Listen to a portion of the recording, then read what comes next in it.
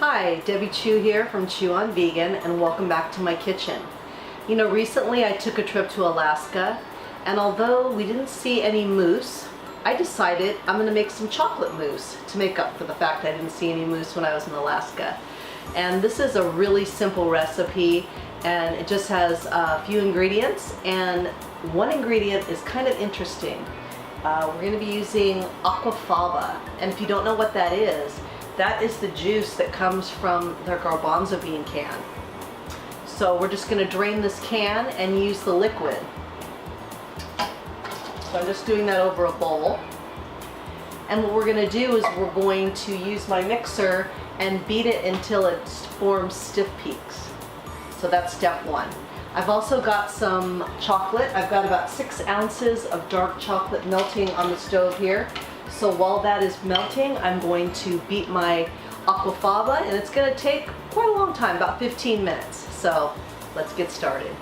As you can see, it's starting to froth up a little bit, but we've got a ways to go. So we're going to keep going. We're getting closer, but not quite to the consistency we want yet. So a few more minutes. At this point, we're really close. I don't know if you can see. I think we need a couple more minutes because you want it really stiff peaks. But I'm going to add about a teaspoon of vanilla and a 1/4 teaspoon of cream of tartar.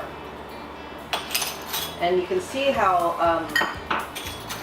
much it's grown. It's that little bit of Aquafaba, really just about a 1/4 teaspoon. Anyway, that Aquafaba, a little bit of Aquafaba really blew up here.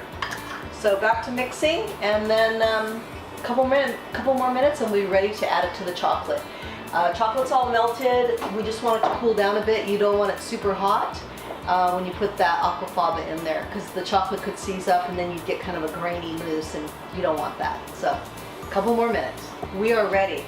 As you can see, it just stands up. And it did take about 15 minutes or so.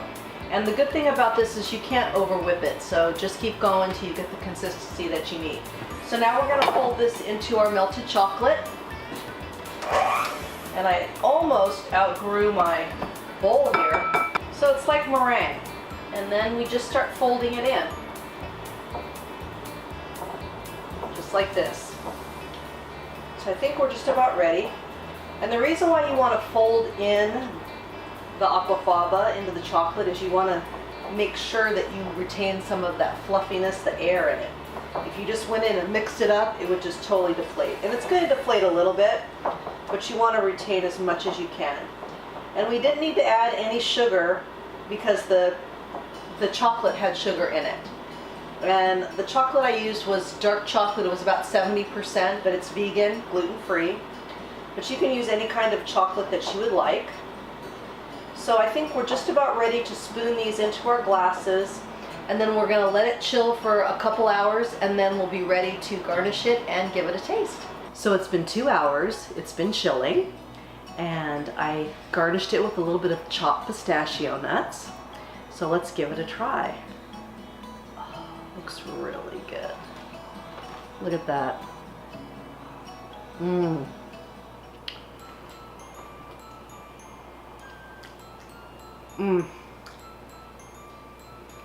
It is rich and creamy and fluffy and chocolatey.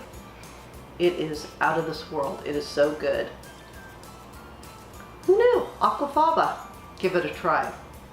And you know, it's good for you, it's good for the animals, and it's good for the planet. And what you put on your plate determines your fate. If you like this video, please give it a thumbs up. And if you haven't already subscribed, please do. Until next time, thank you.